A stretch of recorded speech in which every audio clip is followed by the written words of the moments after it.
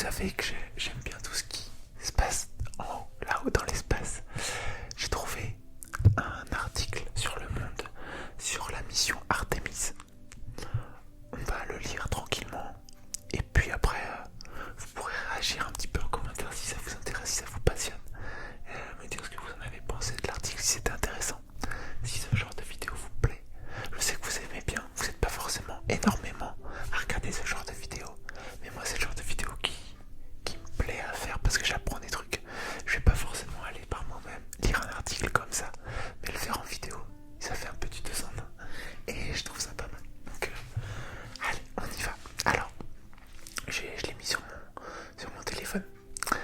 Mission Artemis, les hommes sur la Lune, au cœur des théories du complot depuis 50 ans. Des propos mal interprétés de l'astronaute Thomas Pesquet sur la mission Artemis ont relancé le mythe selon lequel la NASA aurait monté un canular en 1969. Alors, est-ce humainement possible d'aller aussi loin? On va aller très loin, aussi loin qu'aucun être humain ne s'est jamais éloigné de la Terre. Il a suffi d'une petite phrase de l'astronaute français Thomas Pesquet sur France 2 mardi 30 août à propos des futures missions Artemis pour réveiller un argument classique du complotisme selon lequel les humains n'auraient jamais mis les pieds sur la Lune. Ces propos ont ainsi été partagés hors contexte sur Twitter par des personnages controversés comme l'essayiste Idriss Aberkan, l'avocat Fabrice Divisio ou l'ancien éditorialiste de RT France Alexis Poulain. Mais pourquoi doit-on prendre un temps précieux avec ça une fois de plus? Bien sûr que oui, l'humain est allé sur la Lune pendant les missions Apollo et on va y retourner, a répondu Thomas Pesquet. Sa déclaration se référait en effet aux futures orbites autour de la Lune, prévues dans la mission Artemis 2, qui seront bien plus éloignées que celles des missions Apollo. Mais pour certains commentateurs suspicieux, l'astronaute avouait que les Américains n'auraient jamais foulé le sol de la Lune. Cette théorie du complot, que l'on croyait passée de mode, est en réalité presque aussi vieille que les missions Apollo elles-mêmes. De vieilles thèses restées longtemps minoritaires. En décembre 69, 5 mois après les premiers pas de Neil Armstrong et Buzz Aldrin sur la Lune, le New York Times relevait les doutes des membres d'une association qui clamait que l'exploit de la NASA aurait été réalisé en plein désert du Nevada. Il faut attendre 1976 pour qu'un inconnu, Bill Kaysing, accuse l'agence spatiale d'avoir organisé un canular dans un court livre auto-édité, We Never Went to the Moon. Cet homme sans formation scientifique, employé chez Rocket Tyne,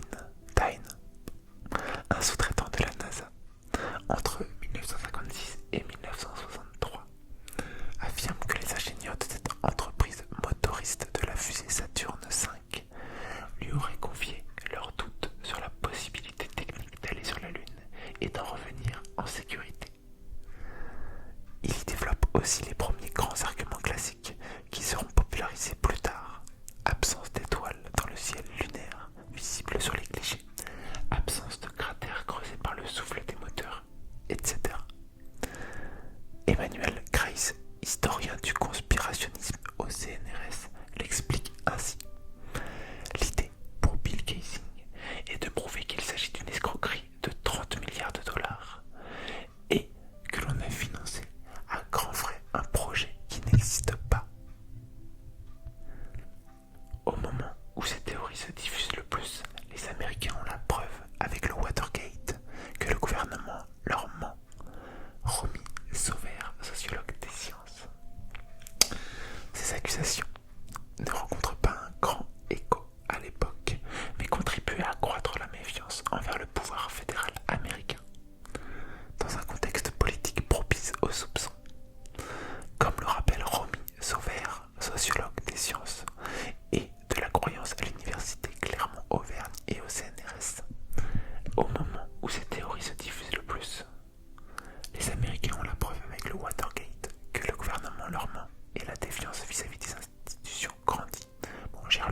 même phrase qu'avant.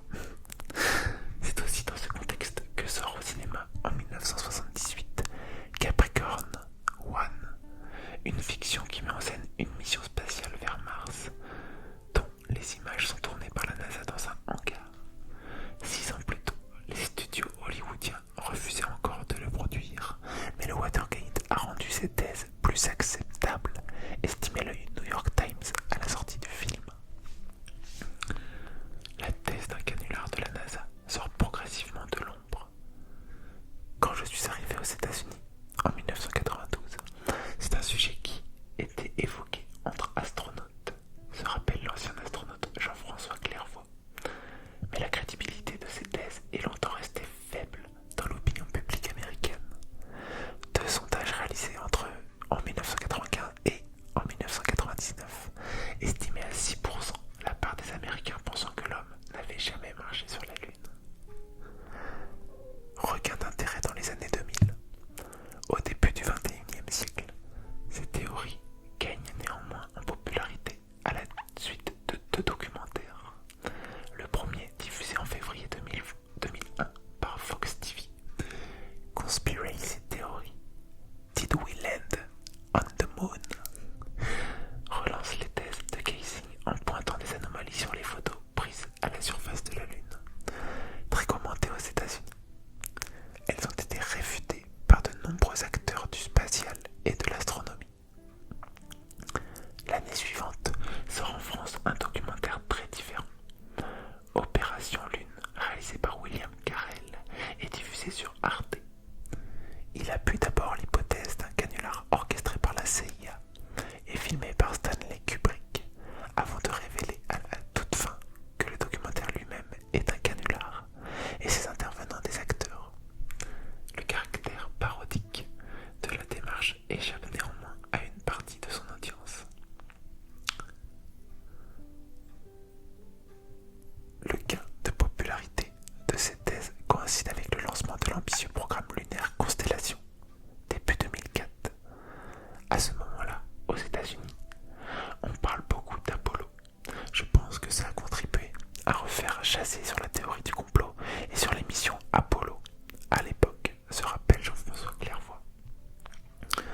Enfin, le sentiment anti-américain qui s'est accru dans les années 2000 après l'invasion de l'Irak a aussi contribué à populariser ce récit qui déniait l'exploit technologique d'Apollo 11.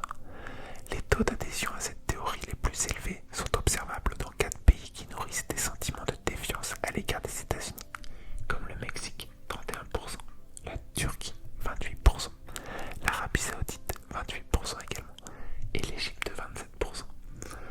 Comme pour la théorie du complot sur les attentats du 11 septembre, rappelle Rudy Ringstadt, directeur de la Conspiracy Watch.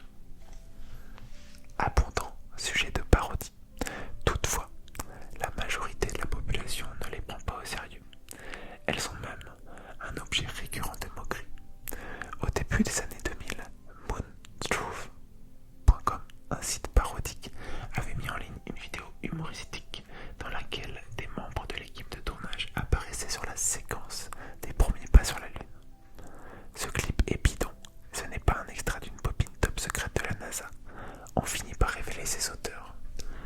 De 2017 à 2020, sur le bouillonnant forum Reddit, la sous-communauté des Moontruthers, les chercheurs de vérité lunaire, s'est également fait une spécialité de tourner en dérision les argumentaires complotistes.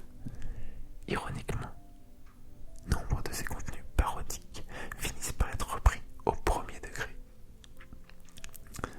Ces théories ont pourtant fait l'objet de très nombreuses et précises réfutations de la part des scientifiques ces 20 dernières années, lesquelles n'ont eu aucune peine à démonter les soi-disant preuves d'une mise en scène.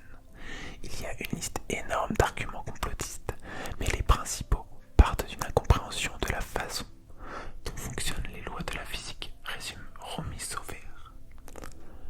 Les innombrables démystifications publiées dans les années 2000 et 2010 n'ont pas suffi à détromper les convaincus. Les mecs n'écoutent pas de toute façon, ils parlent de vérité mais choisissent des trucs qui les arrangent et ignorent le reste. C'est agacé Thomas Pesquet sur Twitter mercredi 31 août. Un soupçon qui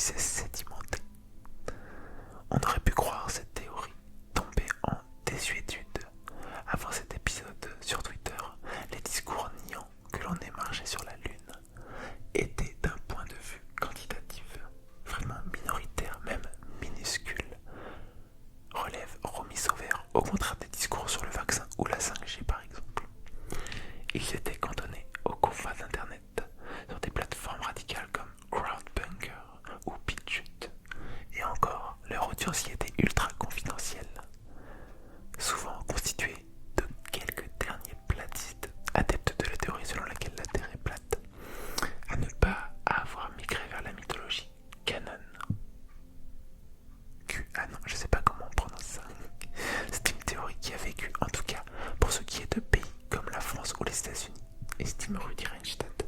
Peut-être parce que la conquête de la Lune revêt d'un enjeu politique moindre par rapport à l'époque où Washington en faisait un levier de prestige dans la guerre idéologique avec le bloc de l'Est. Elle est aussi moins mobilisatrice que des événements plus récents comme le 11 septembre ou la pandémie de Covid-19.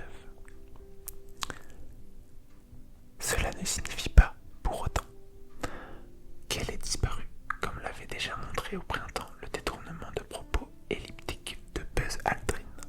Elle s'est juste sédimentée, et les soupçons sur l'expédition lunaire de 1969 s'étendent aujourd'hui à d'autres initiatives spatiales. En 2021, plusieurs conspirations